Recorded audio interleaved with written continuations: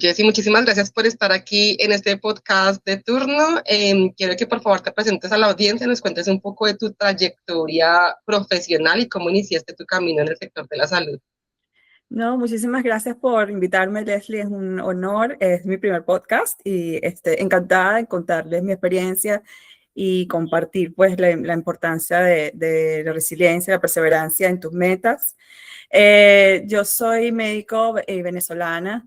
Yo crecí en Venezuela y fue el colegio secundario en Venezuela y tuve la oportunidad de ganar una beca para ir a estudiar como estudiante de intercambio en los Estados Unidos, en Alaska, precisamente durante un año. Y allí comencé mi aprendizaje del inglés, del idioma inglés en los Estados Unidos. Fue un reto porque allá nadie hablaba español. Y yo recuerdo proponerme que me iba a aprender la mayor cantidad de vocabulario que pudiera y tenía un diccionario en inglés. Me acuerdo que leía las palabras y las definiciones y en ese tiempo no había internet, creo que estaba apareciendo. Luego regresé a Venezuela y estudié allá en la Universidad Central de Venezuela la carrera de medicina. Egresé como médico cirujana de la Universidad Central de Venezuela y luego seguí trabajando en Venezuela. Se hacen el año de medicina rural con subsiguientes residencias y siempre fue especialidades de urgencias, ¿no? Emergencias, medicina interna, cirugía. Y luego me propuse, pues, trabajé en el hospital, uno de los hospitales privados más grandes o tecnológicamente avanzados en Latinoamérica en ese momento, y me imagino también quizás el Hospital de Clínicas Caracas. Allí eh, conocí lo que era la radiología digital y fue como algo súper nuevo que estaba ocurriendo en ese momento y me interesó mucho la radiología, ¿no? Entonces me propuse buscar oportunidades de aprender más de esa ciencia eh, y fui aceptada a la Universidad de Oxford, aquí en Inglaterra, para cursar un estudio de magíster, se dice en español, un máster en ciencia en Diagnostic Imaging, se llama, en imagenología diagnóstica, quizás se traduce el título. Y eso fue un reto para mí, venir, porque en ese momento fue el momento clave. Tenía la carta de aceptación para una universidad como la Universidad de Oxford, eh, y tenía que demostrar el inglés. Tenía que demostrar el inglés y no bastaba el año que había cursado en estos Estados Unidos porque mi carrera había sido en español.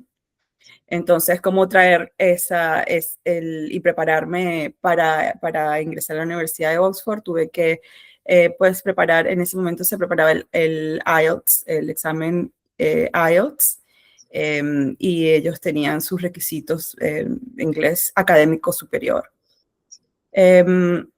No sé si quieres discutir allí un poco o... Sí, sí me gustaría un poco, si no te importa, hablar un poquitico del IELTS, porque yo también en su momento, cuando estaba haciendo el proceso, investigué mucho el IELTS, me preparé para el IELTS, y ahora que también presenté el OIT, me doy cuenta que el IELTS era un examen, o es un examen muy académico, pero que habla de muchísimas cosas, y que dentro de nuestra profesión realmente no utilizamos. Y fue lo que me gustó muchísimo del OIT. El OIT se especializa en profesionales de la salud. El IELTS no. ¿Cómo fue tu experiencia estudiando para el IELTS, preparándote y tomando el examen? Sí, bueno, para estudiar para el IELTS, imagínate, yo comencé en el British Council, creo que era en el Rosal, en Caracas. Iba todas las semanas a reunirme con un grupo de profesionales. Estudiábamos en las tardes, noches y teníamos un profesor inglés, creo que era de Manchester, y pues era conversación y aprender escritura, todo, ¿no? Y practicar con los exámenes prácticos, los mock tests, muy académico. Eran temas que yo no tenía mucho conocimiento, podría ser de ingeniería o de geografía o de cultura general. Pues para mí había que dedicarle bastante a ese examen para poder alcanzar las notas requeridas, porque para estudiar en Oxford se requería 7.5, que en ese momento, bueno, creo que ahora es estándar para los médicos practicar acá también, pero con 7.5 en todas las áreas, que era el listening, el listening and understanding, el reading, writing y escritura y speaking, hablar inglés, ¿no? Entonces era muy difícil. Lo presenté en Venezuela y era muy difícil obtener los 7.5 en todas las áreas. Entonces luego vine acá a Inglaterra porque ya yo tenía la meta que tenía que alcanzarlo y no estaba muy lejos de alcanzar la nota que se requería. Le pedí a la universidad que me diera la oportunidad de entrar a un curso en Oxford para estudiar en inglés académico. Y bueno, fue como una temporada de vacaciones en Oxford, en un verano súper caluroso, recuerdo. Y allí preparé el inglés académico, fundamental para alcanzar la nota y con eso la carta de aceptación para estudiar en la Universidad de Oxford. Sí, es muy, yo digo que yo nunca presenté el OET, pero los comentarios de otros colegas que lo han preparado dicen que es técnicamente mejor para los profesionales de la salud. Claro, si quieres estudiar en una universidad o un curso, el inglés, el IELTS es más ampliamente aceptado, ¿no? Como prueba de tu lenguaje. Y sí, valió la pena ese momento para mí obtener la nota y ya después cursar la universidad, pues yo no tuve que volver a hacerlo para revalidar mi título, ¿no? Como prueba de inglés para revalidar mi título de médico cirujano. Ah, bueno, lo usaste. Te sirvió el mismo que utilizaste para la universidad para registrarte con el GMC. En ese momento las reglas eran que podías utilizarlo. Ese IELTS y también que la universidad puede otorgarte una carta de que tú cruzaste un posgrado, un PhD o un máster en inglés y con eso también era una manera de que el GMC a discreción, GMC es el General Medical Council, que es el organismo que regula el registro de los médicos en el Reino Unido. Puede aceptar eso como una prueba de tu nivel de inglés. Es súper que cuentes eso, la verdad no sabía que a discreción del GMC también es una ruta para poder presentar el nivel del idioma, porque es una de las barreras más grandes, poder presentar que sabes inglés a través de los dos exámenes y toma muchísimo tiempo, entonces súper interesante que compartas eso para las personas que Sí. nos están escuchando. Y ahora que mencionas, migraste entonces a Inglaterra, cuéntame un poquitico qué ha sido lo más difícil de ser migrante desde tu experiencia de ser migrante aquí en Inglaterra y trabajando en el sistema de salud? Bueno, yo creo que lo más difícil de ser migrante para muchos de nosotros es estar lejos de la familia y de tus amigos de toda la vida, ¿no? Quizás de los amigos de la universidad, que es la época donde uno hace las amistades más duraderas, ¿no? Durante nuestra vida. Eh, sí, estar lejos de todos y pues estar en una constante avance hacia metas y otra meta y otra meta que se te va la vida preparándote en alcanzarlas, ¿no? Tú te sonríes porque sabes de lo que estoy hablando. Pues estar lejos de la familia, yo creo que para mí, bueno, porque para mí es importante la familia, ¿no? Es un aspecto cultural y creo que ahora que yo estoy haciendo un reporte, estoy haciendo una investigación de los determinantes de la salud, Social Determinants of Health, me he dado cuenta del impacto que tienen en las culturas, en diferentes culturas, por ejemplo, eso, la familia, la religión, las creencias, y en nuestra cultura latina, la familia lo es todo. De todas las personas que yo hablo y que he entrevistado para este podcast, hemos llegado a la conclusión, la familia, creo que más que el clima, más que el idioma, más que la comida, es esa familia que te acoge, que te escucha, que te tiene un plato de comida caliente después de un día largo de trabajo, ha sido lo más fuerte. Interesante. Sí, sí, los domingos familiares, quizás eso. Sí, porque, bueno, el clima lo puedes reemplazar durante el verano un poquito o te puedes escapar a Europa. Pero sí, tener a la familia lejos o tenerla reunida nuevamente, sí, es Sí, algo que se extraña. Y la todo el cultura, por tiempo. supuesto. Y trabajando en el sistema de salud, como nos estabas contando que, bueno, entonces entraste a Oxford a estudiar y entonces también empezaste a trabajar. ¿Cómo fue ese proceso? Sí, bueno, el año de estudio fue de dedicación exclusiva al posgrado de imagenología y diagnóstico de radiología. Sí, Y fue súper difícil porque en este posgrado, pues no era de medicina, pero también era mucho de física. Entonces era otro inglés sí, muy diferente al que estudié con el IELTS, sí, si me entiendes, y otros conocimientos. Pues eso me motivó a aprender cosas nuevas. A mí me gusta también mucho aprender cosas nuevas. Y luego que terminé el posgrado, me dediqué a tener los exámenes para revalidar el título de médico, que se llaman los PLABs. Aquí en el Reino Unido te requieren un examen de inglés, el IELTS o ET, la prueba que tú te referiste, y luego también los PLABs, que son 1 y 2. Me tomó tiempo prepararme a entender esas pruebas, mientras también me dedicaba a la maternidad.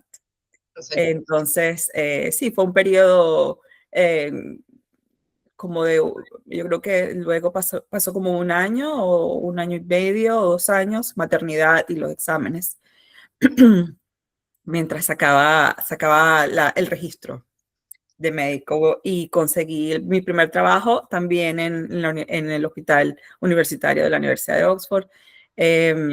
Allí al lado de mi casa yo solía vivir, como vivía en el campus de la universidad, luego me mudé a Headington y en Headington, que es donde está el hospital universitario. Entonces, te quedas súper cerquita, puedes caminar o irte en bicicleta. Claro, en bicicleta, yo me iba en bicicleta a mi trabajo cuando comencé a trabajar todos los días en bicicleta y genial, sí, en Oxford tuve como 3, 4 bicicletas. Ay, a mí me encanta.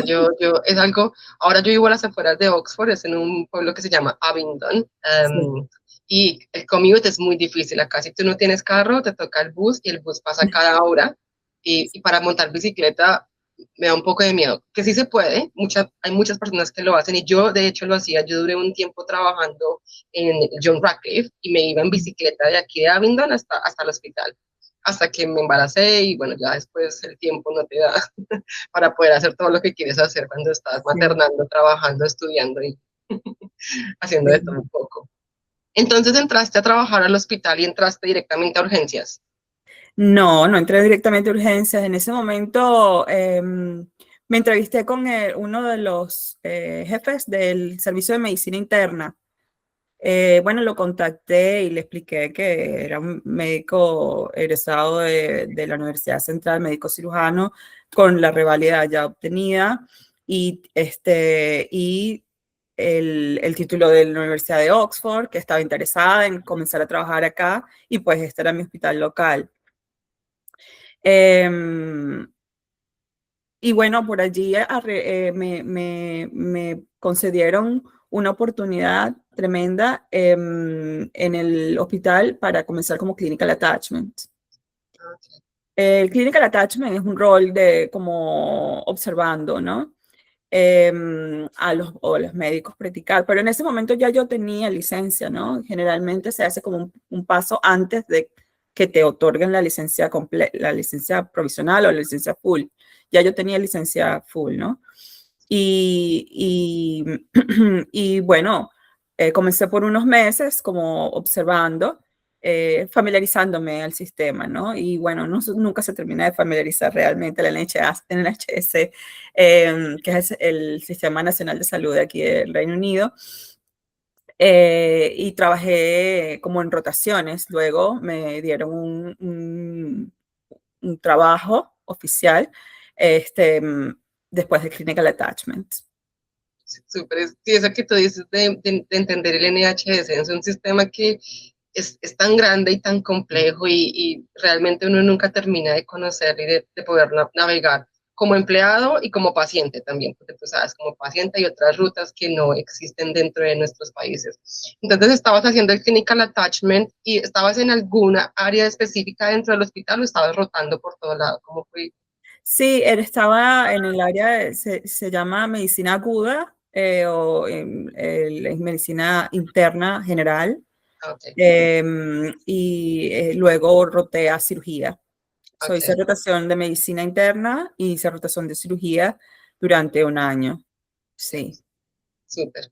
Y en ese momento, cuando estabas en esas áreas, ¿tú sentiste que la cultura, cuando tú estabas dando la atención a tus pacientes, tú sentiste que la cultura o el idioma te limitaron en algún momento ofreciendo el cuidado como médica? No, la verdad es que no, porque ya en ese momento pues tenía bastante tiempo viviendo ya en el Reino Unido. Bueno, bastante tiempo, sí tenía como 3 años viviendo ya en el Reino Unido. Pues había ido a la universidad, había participado. Cuando uno va a la Universidad de Oxford, no solo vas a la universidad, también desarrollas la parte estudiantil, eres parte de un colegio que te ayuda a navegar la parte social y la vida universitaria y el apoyo de tu bienestar y todo como estudiante. Entonces allí también tuve muchas oportunidades de practicar el inglés y hacerlo más robusto. Pues cuando comencé a trabajar, no recuerdo haber tenido así dificultades en general con el inglés.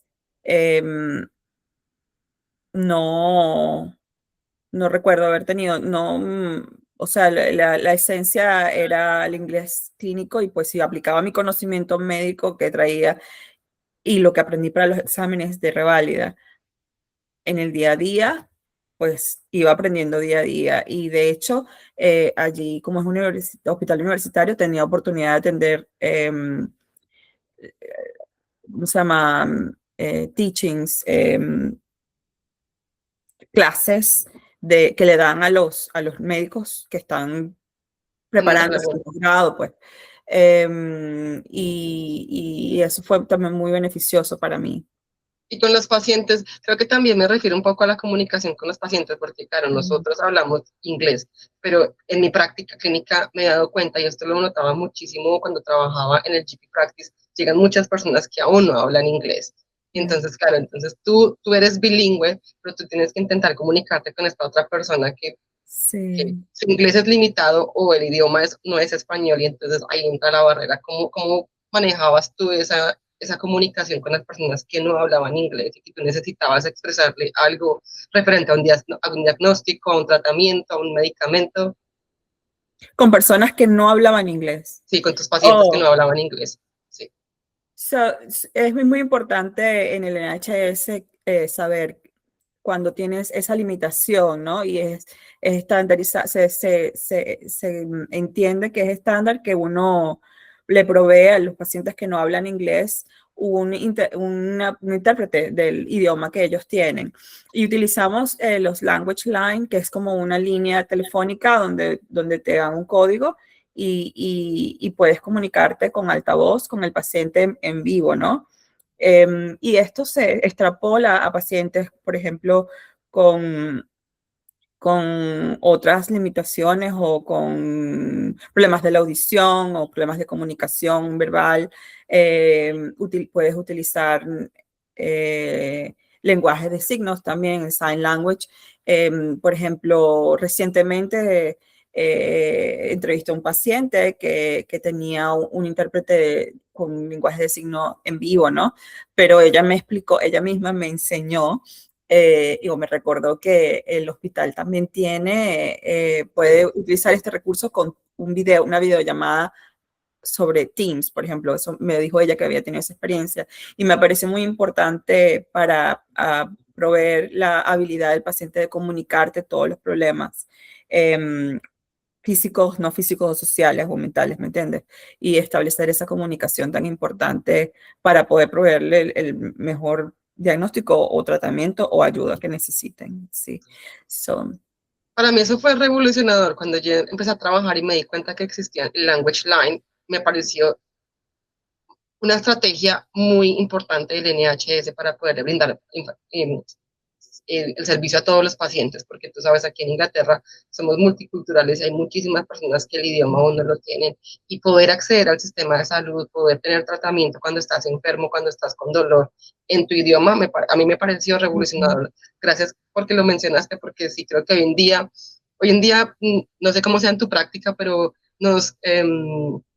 estamos como muy reliable en la tecnología o también en las personas que traen sus familias que hablan el idioma, y por ahorrar tiempo a veces utilizamos estos otros recursos que no son los más óptimos cuando estamos prestando la atención al paciente. Súper, súper interesante. Entonces, claro, estaba trabajando en medicina interna, un poco con adultos mayores también, sí. ¿sí? Y yo estaba leyendo, creo que tu perfil en LinkedIn. ¿Tú trabajaste en algún momento en A&E?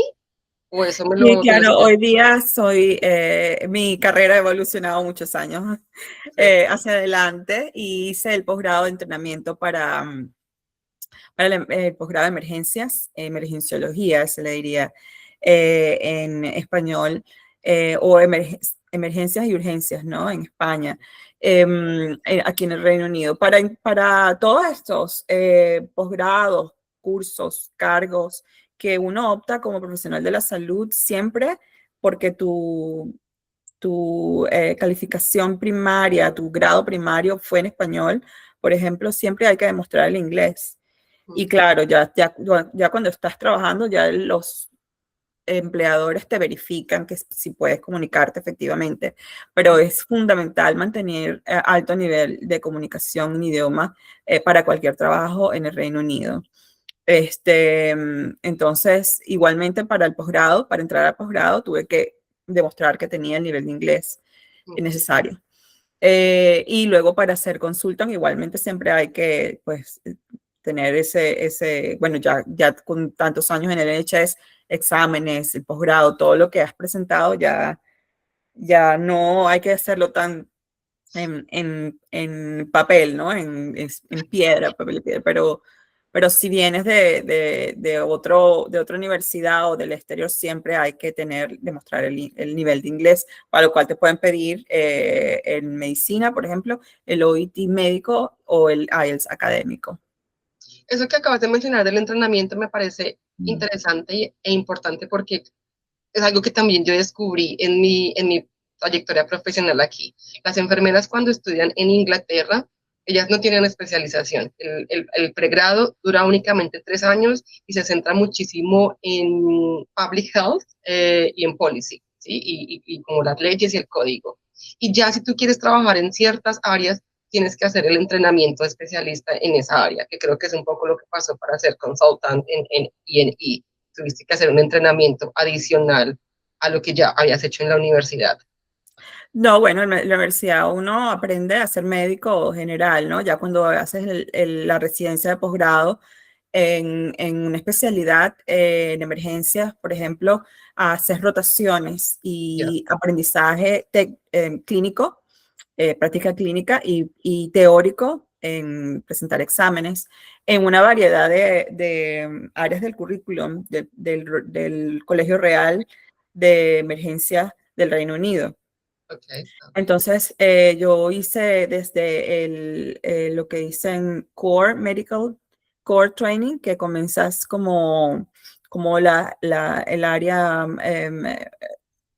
fundamental, como el centro de emergenciología, lo que es la medicina, anestesia, cuidados intensivos y medicina general. Haces como 2 años de rotaciones por todas esas áreas y pediatría también, ¿no?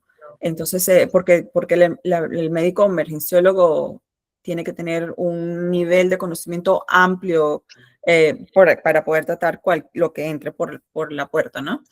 De la emergencia. Y luego haces el posgrado, incluye lo que dicen el higher, como el nivel avanzado de emergenciología, en el que aprendes otras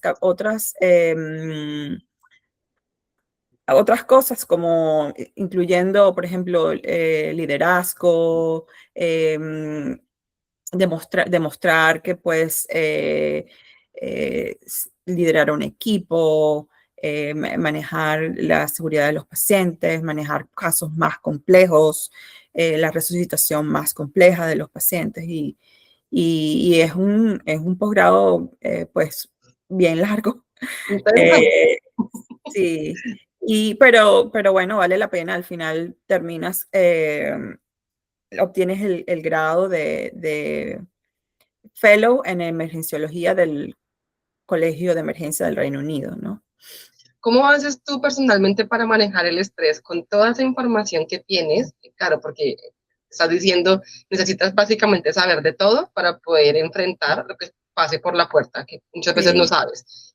¿Tú cómo haces para manejar el estrés, para tener tu salud mental intacta y, por ejemplo, no llevarte el trabajo a la casa? ¿Sí? A mí hay algo que me pasa muchísimo y a mí me toca mucho las condiciones de mis pacientes. Yo voy, los veo y me llevo eso a casa y empiezo como a pensar y entonces entra como la ansiedad, el estrés crónico y entonces tengo que reflexionar. ¿Tú cómo haces para manejar eso?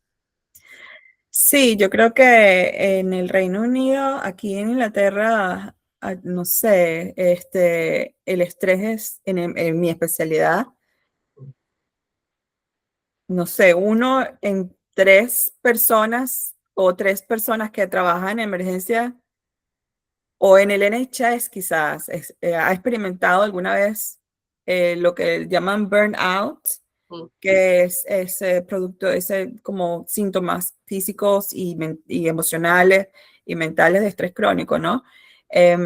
Por eso también en parte de mi posgrado nos dieron, nos dieron conocimiento y práctica y debíamos demostrar habilidades de soporte al equipo, soporte a los colegas, y es parte del código médico de este país.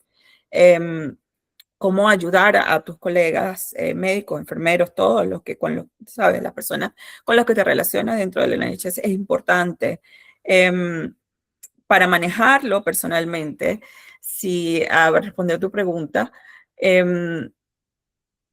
yo creo que practico estar afuera cuando el clima lo permite, en la naturaleza. A mí me encanta personalmente caminar yo vivo en el campo countryside aquí en Inglaterra y tengo la oportunidad de que puedo salir a áreas verdes extensas bien cerca de mi casa. Eso me ayuda a relajar la mente de las emociones y el estrés diario, ¿no? También en el trabajo utilizamos y utilizo lo que llaman cold and hot debrief. Perdón que utilicé la frase en ¿Está bien? ¿Está inglés. bien?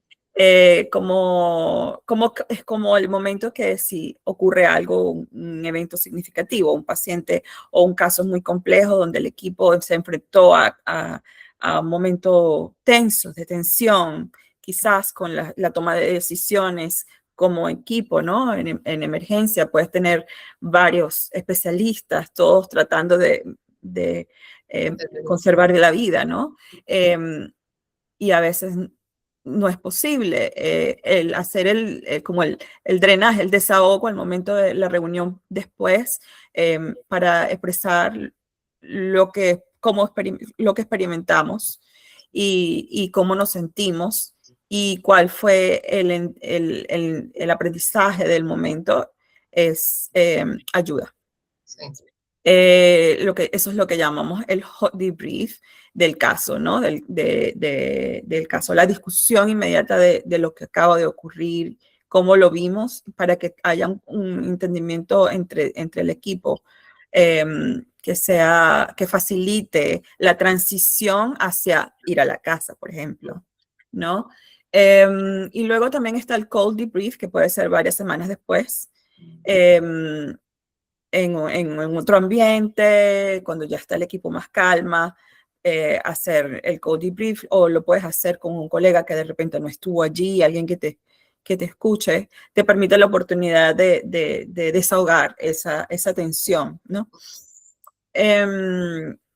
Se acumula, muchas personas experimentan estrés crónico, ¿no? Mindfulness es también como meditar, también se ha demostrado que ayuda. Me gusta mucho la música personalmente, escuchar música, yo toco el piano, el teclado un poco, o nado también. El ¿Escuchas ejercicio, música latina o música inglesa? yo Cuéntame. soy muy latina, mis listas no se han transformado aún. Súper. Escucho música también en inglés, ¿no? Sí. Pero música latina. Sí, escucho bastante, mis Playlist. listas de música son en español y se las pongo a mis hijos también en español para que repitan y aprendan el español un poco. Súper. Eso que acabas de mencionar del cold y del hot debrief, nosotros lo hacemos como práctica reflectiva, es como reflection in practice. Y es eso, que se reúne todo el equipo y empezamos como a decir cómo nos sentimos, Sí, lo que nos gustó, lo que no nos gustó, y sí, aprender de lo que haya sucedido, porque, bueno, ayuda sí, mucho para mejorar la práctica clínica, pero para también manejar las emociones y que, pues, sí. infortunadamente a veces se sale de nuestro control. Sí, el aprendizaje es fundamental, ¿no? Porque en ese momento tu cerebro como que digiere lo que acaba de pasar, lo que salió bien, inclusive es bueno hacerlo si las cosas salieron muy bien, porque de allí aprendes a mantener la seguridad, el safety del paciente para la continuidad del servicio, ¿no? Y se puede identificar, por ejemplo, si hubo algo que falló, y tratar de corregirlo para que no ocurra nuevamente en el futuro, ¿no? Y así mejoras la seguridad del paciente, de los pacientes que vienen más adelante. Yo te hago todas estas preguntas del área de emergencia porque hice una encuesta hace unos años preguntándole a las personas cuál era la barrera para aprender inglés como segunda lengua y cuál era el temor más grande. Y el temor más grande venía del área de emergencia. ¿Cómo en urgencias tú manejas esa situación en un idioma que no es tu idioma? ¿Cómo expresas las emociones? Y te pregunto, ¿tú crees que tú puedes expresar tus emociones de la misma forma que lo haces en inglés, en español o viceversa? Sientes que para, por ejemplo, hablando con un paciente y tienes que entregarle un diagnóstico o con un familiar, ¿tú sientes que es de la misma forma cuando lo hablas en español que en inglés? Sí, bueno, la verdad es que son tantos años que ya me he desarrollado la habilidad, ¿no? De sentirme cómoda, pues expresándome en inglés o en español y conectando con esa empatía, ¿no? Sí. Em, que tengo. Yo soy altamente empática y eso no es algo, de repente hay personas que quieren ser más fuertes, de repente, porque es un símbolo de liderazgo. Yo creo en el liderazgo más empático y he hecho cursos hice un curso de la Universidad de Leicester se llama Empathic Healthcare, ¿no? Que es el salud, como salud empática, ¿no? De darle con empatía al equipo y al paciente, ¿no? Para mejorar el servicio, para mejorar la calidad y la seguridad de los pacientes. Equipos que trabajan con más armonía funcionan mejor y son más productivos últimamente que equipos que pues no sé, tienen más dificultades en comunicación. Y sí, lo he desarrollado, ¿no? Con los pacientes. em, no es tan técnico, ¿no? Es importante que tú traigas y seas tú mismo, trates de ser tú mismo cuando te estás comunicando con los pacientes o las personas con las que estás ayudando, ¿no? Porque, porque de lo contrario eres como medio robótico, como medio mecánico, ¿no?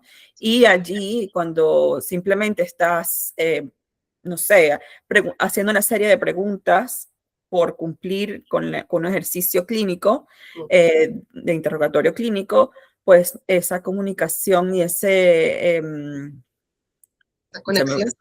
bonding, como La conexión. conexión, sí, con el paciente, no ocurre y entonces pueden ocurrir errores. Sí. Eh, Puedes omitir información o el paciente puede decidir no darte información o decidir de repente no comunicarse también contigo, ¿no? Pero esto que estoy hablando puede ocurrir a pesar de que hables el mismo idioma con el Sí. paciente, ¿no te crees? Sí. Entonces, en inglés, en español, yo creo que es importante que traigas a ti mismo, a tu yo de repente latinoamericano o esa persona que tú eres tú para establecer esa conexión con la persona con la que estás hablando, ¿no?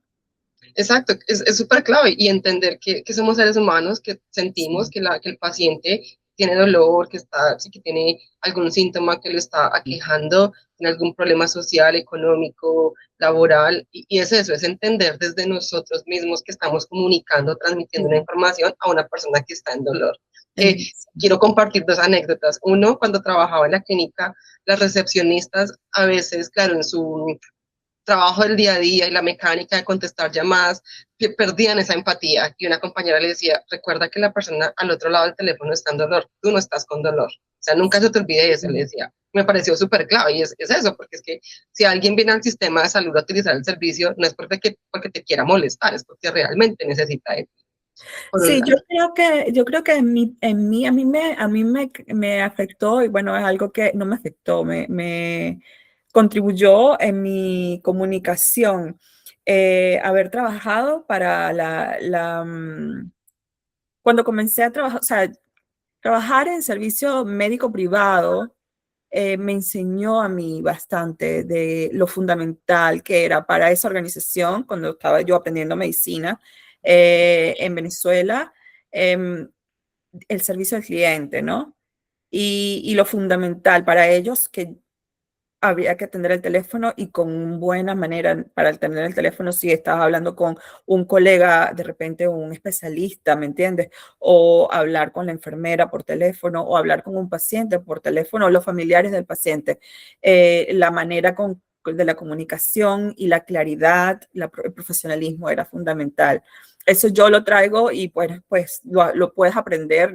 En el NHS también es importante la comunicación, la confidencialidad, el profesionalismo de comunicación por teléfono. Yo creo que el paso de contestar el teléfono en otro idioma para muchas personas es como un gran paso, ¿no? De Sí, comunicarte sin las manos, quizás. sí. Este, es un gran paso, ¿no?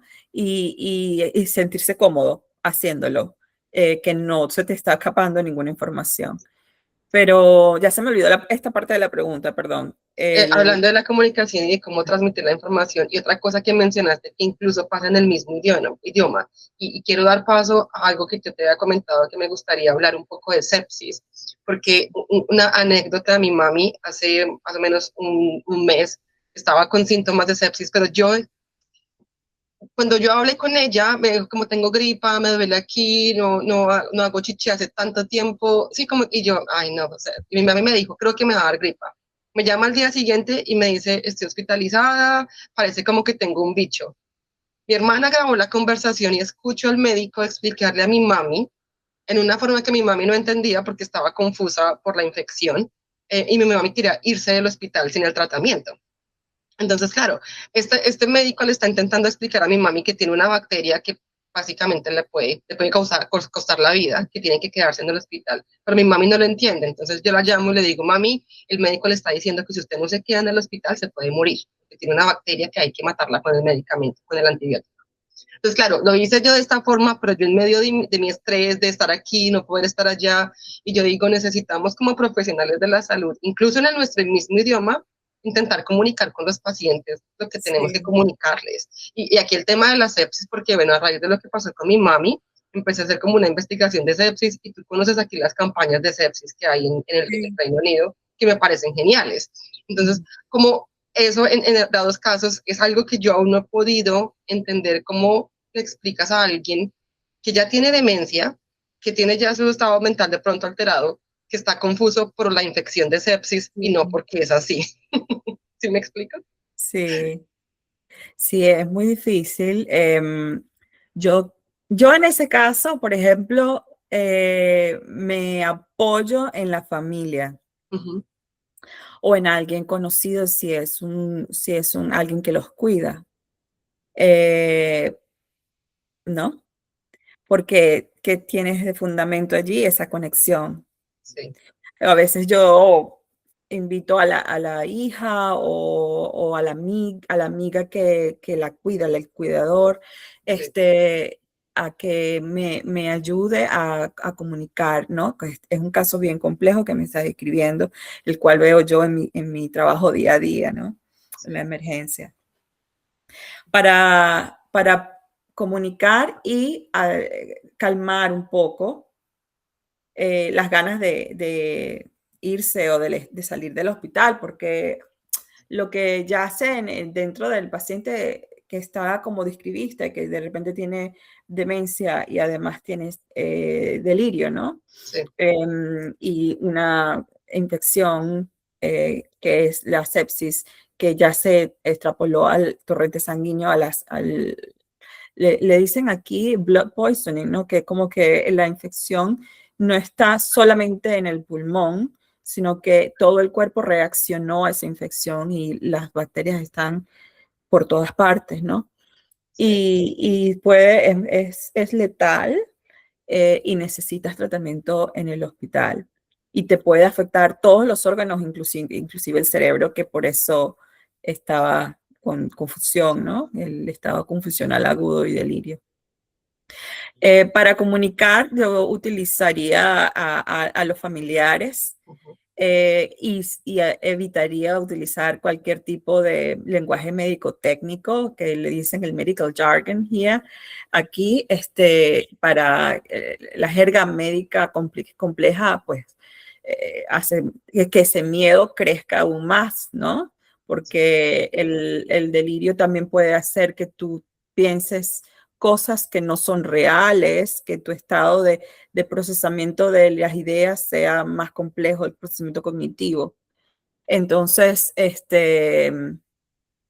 a veces es muy difícil y invitar a la familia para que apoye a su familiar puede ayudarte, o si es un carer, puede ayudarte a que el paciente se calme.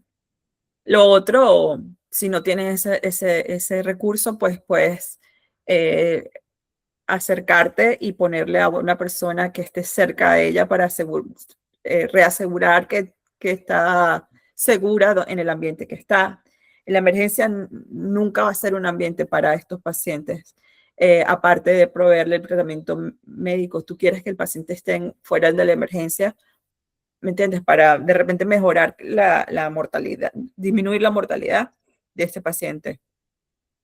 Y puede que tengas que utilizar a una auxiliar de enfermería o alguien que es una enfermera o inclusive puede que sea un médico para que dediques parte de su tiempo a reasegurar al paciente que se sienta seguro donde está.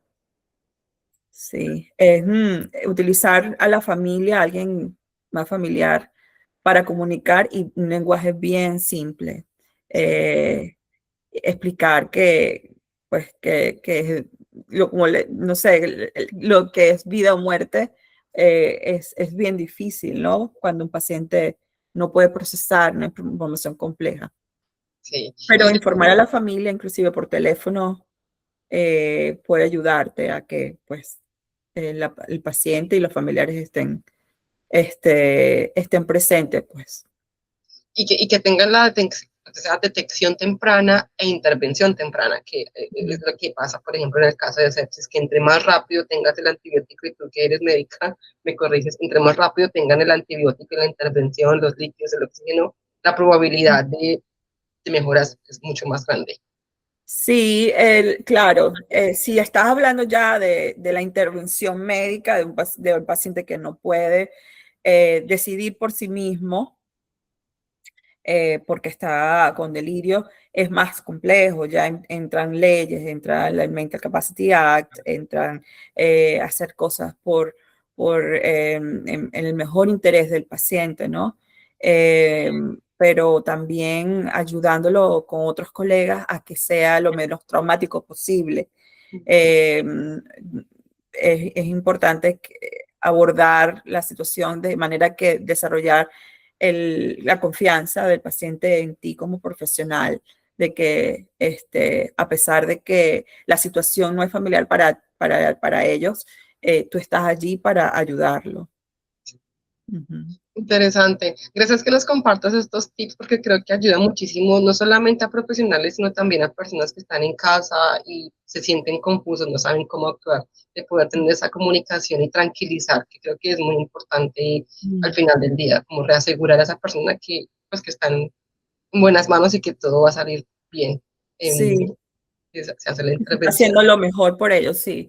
Y bueno, la sepsis es, la campaña de la sepsis aquí en en este país está en todos lados, en la televisión, en YouTube, en los social media.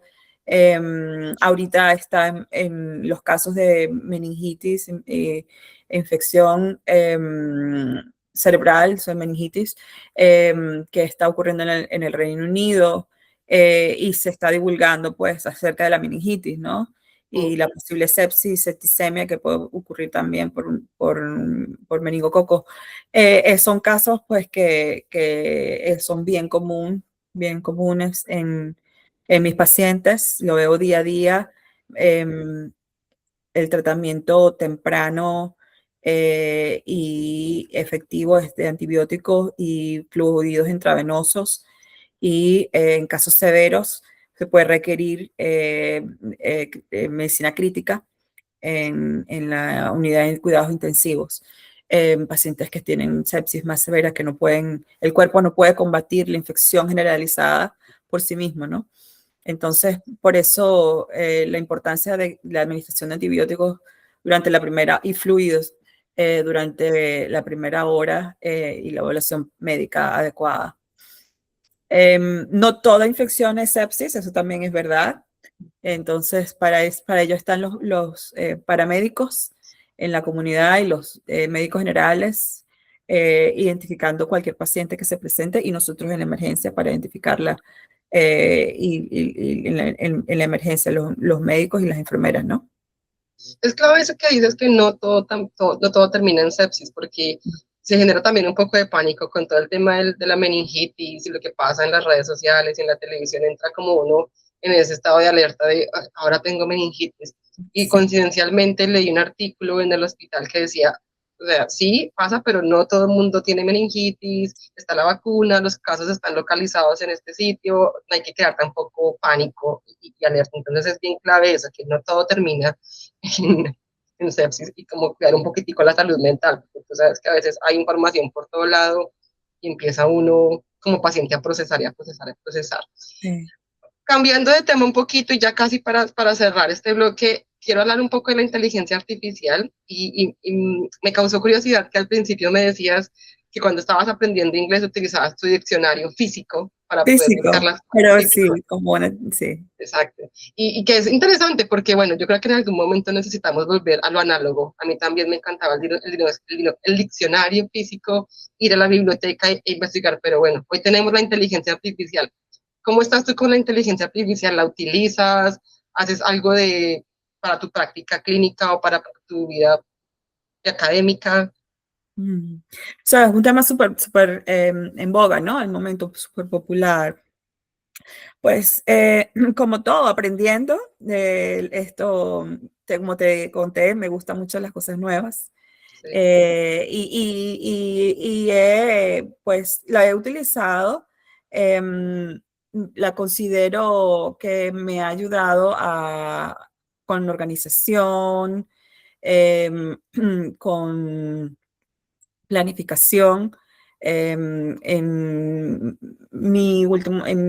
en mi trabajo, por ejemplo, tenía que organizar las clases de posgrado en el departamento de emergencia, en el hospital en Oxford, y ahora voy a trabajar en pregrado en la Universidad de Nottingham, en el hospital, y en el hospital en Nottingham, donde trabajo actualmente. Pues yo utilizaba la inteligencia artificial para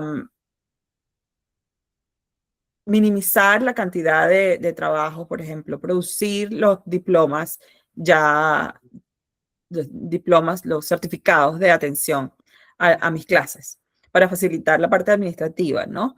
Me ahorra un montón de tiempo.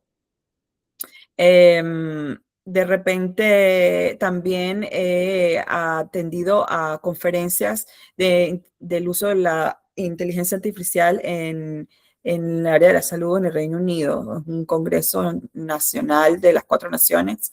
Atendí el año pasado. Sí, el Congreso aprendí muchísimo de cómo se está utilizando hoy día en posgrado y en pregrado de medicina en este país, y en los Estados Unidos había un experto de un hospital universitario en los Estados Unidos también, explicándonos, ¿no? Cómo se han utilizado en los diferentes hospitales.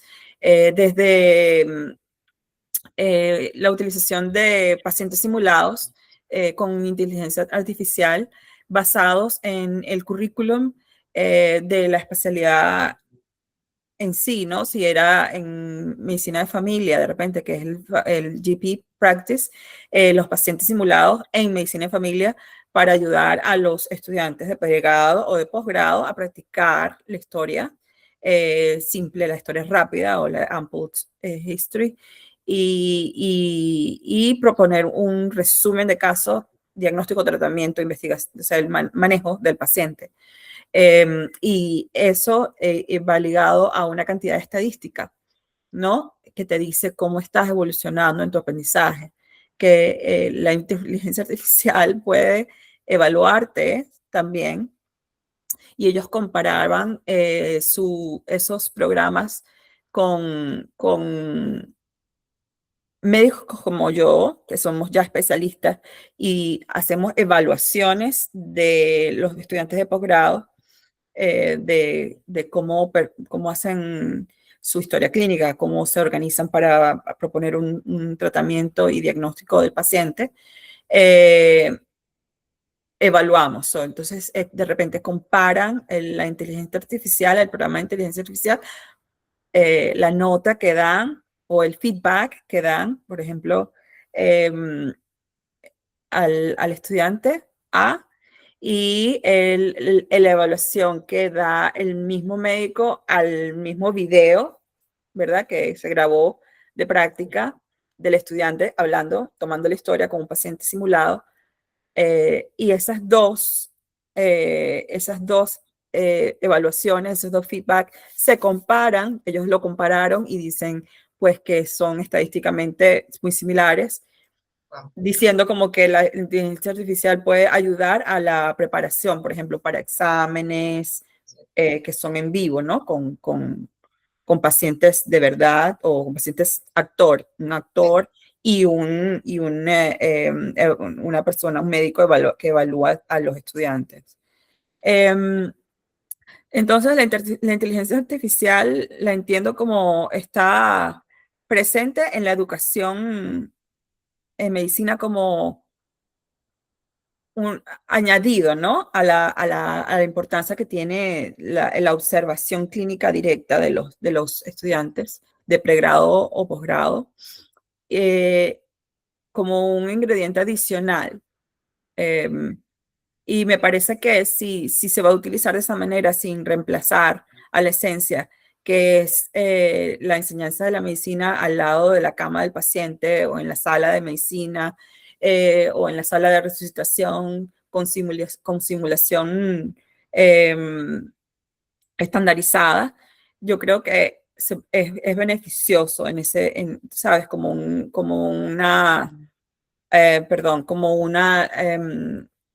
instrumento adicional, ¿no? Para el aprendizaje. Y bueno, administrativamente puede también ayudarnos a hacer el trabajo más eficiente. Igualmente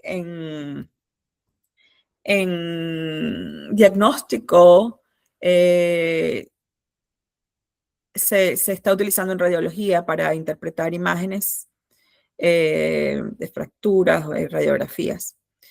Y eso, pues, el tiempo dirá el beneficio que va a tener, ¿no?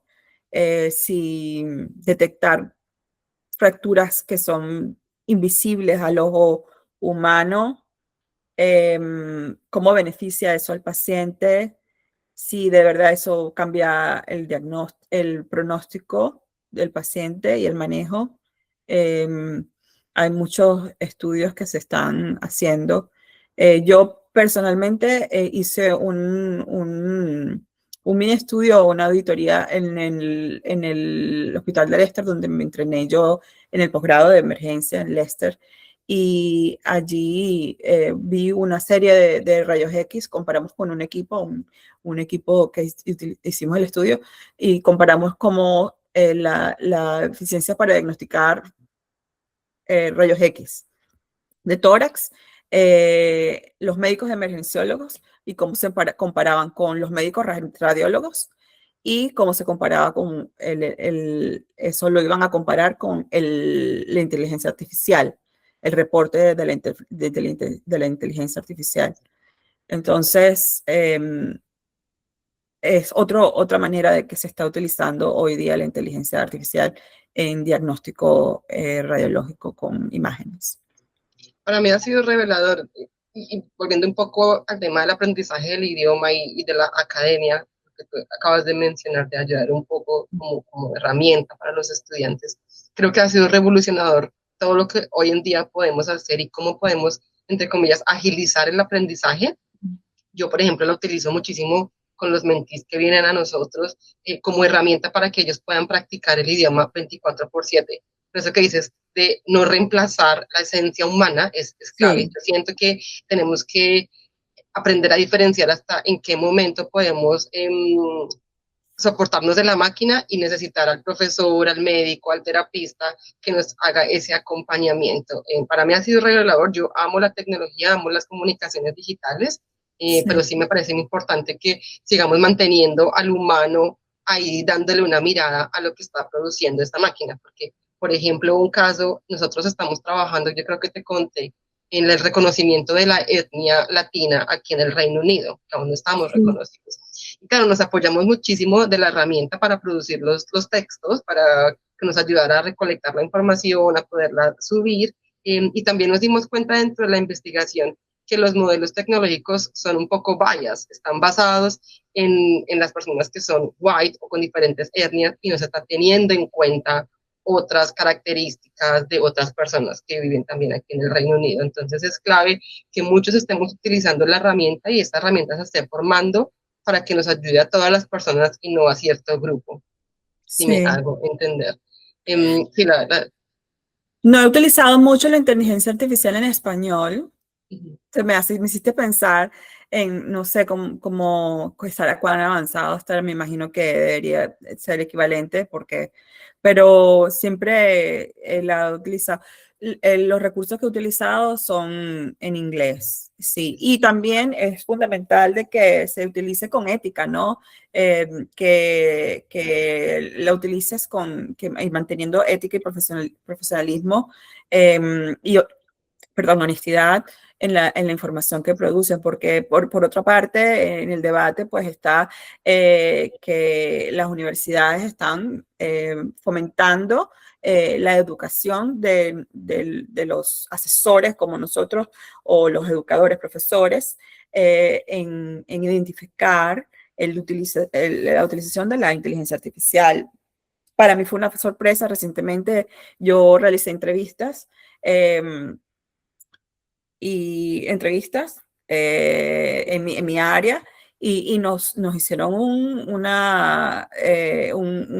nos dieron la información de que las personas que estábamos entrevistando podían tener un software que les podía responder las preguntas en vivo y cuáles eran los signos para que las personas identificar, ¿me entiendes? Por ejemplo, no mirarte a la cámara o no mirarla al frente de la computadora o hacer pausas inapropiadas o de repente lenguaje más, lo que estábamos hablando antes, más robótico, más sí, como que estuvieras leyendo, ¿no? sí, ¿Por qué? Porque la máquina te está dando la respuesta. sí. Entonces, eso es un problema a lo que los institutos universitarios y los colegios hoy día también están enfrentando, la veracidad del aprendizaje y cómo Sí, demostrarlo. sí, Mi sí, sí. papá es educador de toda su vida, es profesor universitario y él hoy día se autoinstruyó, hizo unos cursos de ingeniería aeroespacial. Entonces, enseña ahora esta nueva ciencia a los estudiantes y utiliza muchísimo la inteligencia artificial y a su edad, pues él es un completo fan, ¿no? Él ha hecho estudios de pregrado, posgrado, PhD y él la utiliza pues como el Internet, ¿no? Una vez todo el mundo Ujú. estaba seguro, hoy día el Internet sin ellos no podemos funcionar, ¿no? Saber utilizarlo adecuadamente bueno, con ética.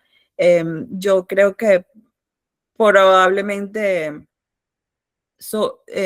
apoyo el hecho de a- dejar que las personas lo utilicen y ver cómo se autorregula a imponer una regulación para dejar que se utilice la inteligencia artificial. Creo que esa es la mejor manera de llevarlo. Claro, y eso, divulgar la ética, la confidencialidad, la seguridad del paciente primero, porque, por ejemplo, en nuestro sector es muy importante que uno no comparta datos del paciente con la herramienta, que no lo Confidencialidad. utilice como apoyo diagnóstico, sí, que te ayude a optimizar el tiempo de pronto en las áreas administrativas. Algo que a mí me pareció revolucionador fue en una cita que tuve, estaba un sistema, ¿tú conoces Accurex? Accurex es una Sí, compañía de comunicación aquí en el Reino Unido de pacientes con profesionales de la salud. Y ellos hace poco lanzaron un producto que es AVT, Ambient Voice Technology, donde la herramienta Recording graba la conversación del paciente y el clinician y hace las notas. sí, Entonces te permite a ti como clinician mirar al paciente a la cara, tener esta conversación que tenemos los dos, date cuenta de esas cosas que tú a veces ignoras por estar en la pantalla y sí. luego ya cuando el paciente deja la consulta, el profesional entra y revisa que la información esté bien. A mí me parece excelente siempre y cuando este profesional sea consciente de estar revisando la información, que esté correcta, que utilice su razonamiento clínico, reasoning clinic, no sé cómo se dice eso, para verificar que la información que la herramienta esté capturando sea real. Sí, Y es importante eso, fomentar a las personas a que se capaciten, a que lean, a que hagan el training. En Chess England tienen muchísimos entrenamientos. De hecho, yo creé, a raíz de todo lo que he visto en mi práctica con mis compañeros en la universidad, en el trabajo, creé un documento donde motiva a que las personas, antes de utilizarla, hagan el entrenamiento de Clinical Safety. ¿Lo has escuchado? sí, Clinical Safety Training, donde se explica como todos los riesgos que tiene no usarla apropiadamente, sí. confidencialidad, GDPR, sí, patient safety, pero sí, no Fundamental. parar de usarla. Sí, eso es fundamental, ¿no?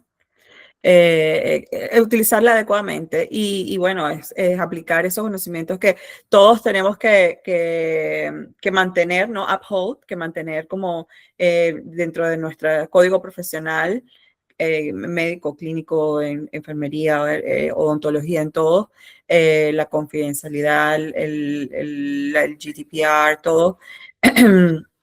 Utilizar la inteligencia artificial o todos estos recursos dentro del marco de nuestro pues, código legal, código ético. Exactamente.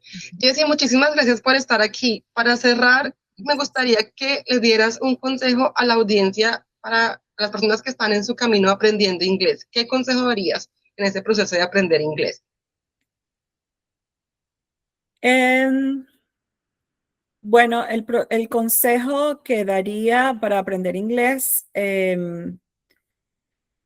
atreverse a practicar, em, practicar sin vergüenza, ¿no? A equivocarse, porque de equivocarnos, de cometer errores, es que aprendemos y mejoramos, ¿no? Y entender que O sea, eso es para el inglés hablado. Lo segundo podría ser leer bastante de variedad, ¿no? De tu ciencia y de repente a cultura general o otras cosas. Y tener como para aprenderlo ya para preparación para una prueba, tener un compañero o una persona que te guíe, ¿no? En evaluarte y que te den feedback, obtener feedback y aprender de ese feedback, ¿no? Es también la manera como yo aprendí, de repente tener una persona que te dé feedback que sea de la lengua inglesa o que tenga conocimiento de inglés avanzado y te pueda dar buen feedback, ¿no? Súper Hay claro, sí, muchas súper. oportunidades de cursos, por supuesto, de preparación y, y es un beneficio hacerlo porque también conoces personas, hay la parte social y eso ayuda bastante, ¿no? A practicar más la parte hablada. Pero perder la vergüenza de equivocarse, ¿me entiendes? Mientras estás aprendiendo, porque tienes que reconocer que es parte del aprendizaje. A veces es fácil, a veces no, y equivocarse es parte del proceso, yo creo. Yo tengo niños chiquiticos y claro, quiero que ellos aprendan inglés. Yo soy casada con un inglés, entonces en casa hacemos mucho Spanglish también. Sí. Pero quiero que mis hijos aprendan español y es eso, estamos aprendiendo. Yo a ellos les digo, todos estamos aprendiendo, esto que hay Claro. cometer errores. Este mensaje que das a la audiencia me parece clave. Estamos aprendiendo y darnos permiso de cometer errores y seguir practicando. Y una Ujú. última pregunta, si tú pudieras hablar con la versión de ti que llegó al Reino Unido hace tantos años, ¿qué le dirías a esa Jessie de hace muchos años navegando todo? Ay, no, esa es una pregunta muy difícil. ¿Qué le diría? Eh, ¿Qué le diría a la persona que vino para el Reino Unido por primera vez? A la Jessie que estaba en la No, Universidad de Oxford estudiando esos libros, esas noches sin dormir, siendo mamá. eh, bueno, yo te imagino y digo, lo lograste, pero ¿tú qué le dirías a esa Jessie? y lograste. Bueno, todavía estoy en el camino, ¿no? Siempre hay más. Creo que eso se sumaría. Siempre hay más y, y hay que seguir buscando ese más en la vida, mientras disfrutas también de todas las experiencias y el aprendizaje. Por el aprendizaje siempre puedes aprender más cosas nuevas. Súper. Muchísimas gracias, Jessie.